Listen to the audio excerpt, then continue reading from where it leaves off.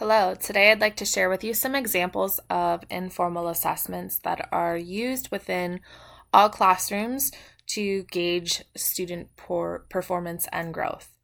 The first one is a student portfolio. A portfolio should be a thoughtful collection of student work samples used to demonstrate growth and achievement.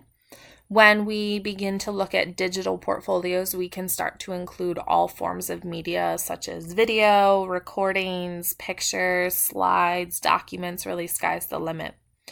Some examples of educational technology that can be used to enhance a student portfolio is Seesaw, Google Slide Template, in particular the portfolio feature, any website builders such as Wix, Weebly, or Google Sites, which are all super easy to use and very visually appealing.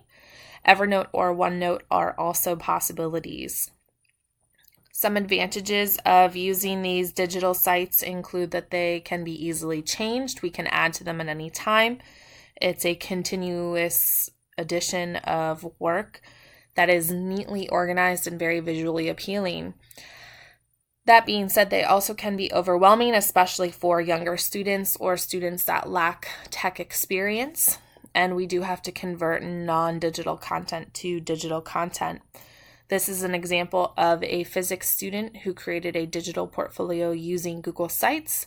You can see it's very visually appealing, very clean, neat. We've got a lot of different media on here, but again, definitely for a higher level individual for that one.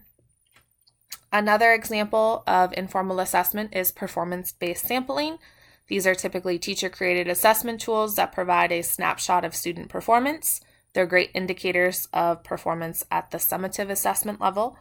I've used them personally as check-ins near the end to ensure clarity and understanding and provide intervention as need be. They're used in a way as an exit ticket, as the traditional paper pencil version is now being turned to digital. Socrative Schoology assessment, live quiz games such as Kahoot, Quizzes, and Quizlet Live are all great ed tech tools that enhance it and make it more engaging for students. I really like that they provide instant feedback for both students and teachers. They can be time consuming to create, and they do work best in a one-to-one environment. Observation is another informal tool used by every teacher I know. They can range in what we are observing. We can use observation to observe performance or behavioral assessments. They can be recorded quickly. We can see all students in real time.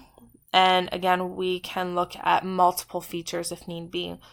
Jamboard, Google Suite, and Plickers are some ed tech examples that are helpful in making this easier for teachers. They're user-friendly, they're shareable, we're getting real-time data, which is great. Plickers only is an added feature that it only requires one device. Not all students need a device. Disadvantage is teachers cannot see all screens at all times in Jamboard or Google Site. I would have to go in and look at Johnny's Google document or Kathy's Jamboard. I can't see them all at the same time. The last informal assessment piece I'd like to share with you today is student interview. These are used to engage discussions through questioning that allows students to explain their process or their work. We can include all levels of Bloom's taxonomy, and Google Form, Let's Recap, Explain Everything, Flipgrid, and Nearpod are some educational technology examples that can make this a little bit easier for teachers.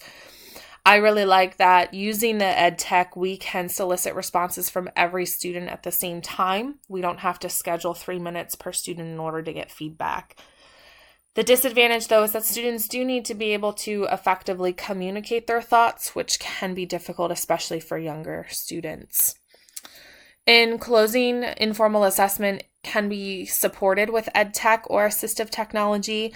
We are using it to better understand and show student progress or growth. It should be constant, and it is a valuable tool for teachers. We can adjust instruction and intervention, provide intervention as needed. And it is also nice because it's not standardized, meaning we're not comparing students to a larger population. We are comparing students to a baseline for that student and allowing them to show growth. I thank you for your time, and please let me know if you have any questions.